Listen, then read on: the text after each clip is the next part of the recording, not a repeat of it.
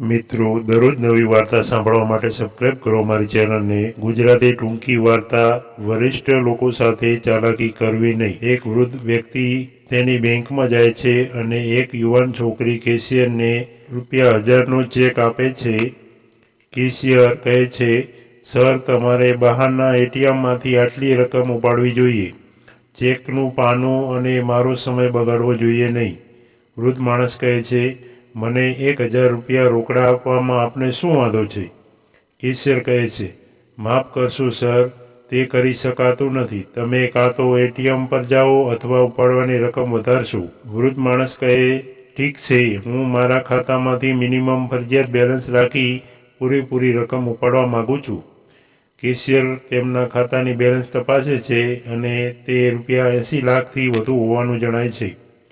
તેણી કહે છે, અમારી પાસે અત્યારે તિજોરીમાં એટલી રોકડ નથી, પરંતુ જો તમે મને ₹80 લાખનો ચેક આપો તો અમે આવતીકાલે રોકડની વ્યવસ્થા કરી શકીશું।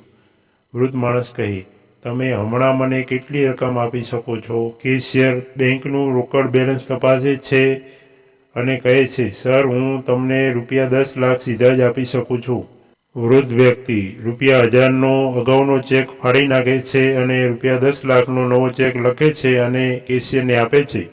જ્યારે યુવતી રોકડ લેવા માટે તિજોરીમાં ગઈ ત્યારે વૃદ્ધ વ્યક્તિ જાહેર શેલ્ફમાંથી રોકડ ડિપોઝિટ ભરવાની સ્લીપ ખેંચે છે અને તેને ભરી દે છે। યુવતી રોકડ લઈને પાછી આવે છે, ₹10 લાખની કાળજીપૂર્વક ગણતરી કરે છે, તે વૃદ્ધને આપે છે અને કહે છે, સાહેબ, તમે આ રકમ લઈ શકો છો।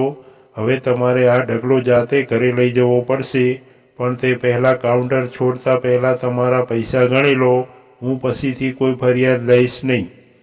વૃદ્ધ માણસ તે ઢગલામાંથી ₹500ની 2 નોટો કાઢે છે, પોતાના પર્સમાં મૂકે છે અને કહે છે, મને તારા પર વિશ્વાસ છે બેટા, મારે ગણતરી કરવાની જરૂર નથી।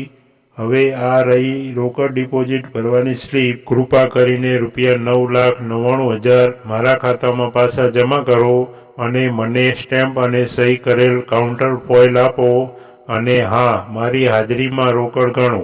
વાર્તાની નૈતિકતા, વરિષ્ઠ નાગરિકો સાથે કોઈ પણ ગડબડ કરશો નહીં, ખાસ કરીને જો તેઓ નિવૃત્ત હોય, કારણ કે એમને તો સમય પસાર કરવાનો હોય જ છે, ધંધે તમને એ લગાડી દેશે। મિત્રો, વાર્તા પસંદ આવી હોય તો ચેનલને સબસ્ક્રાઈબ કરજો।